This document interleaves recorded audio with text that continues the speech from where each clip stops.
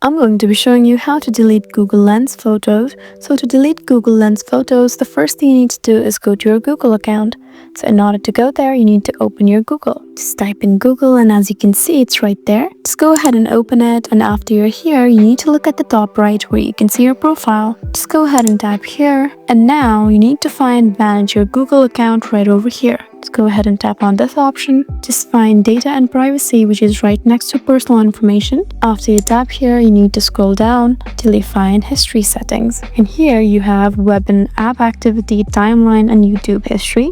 Just go ahead and tap on web and activity and just scroll down to see your past activity.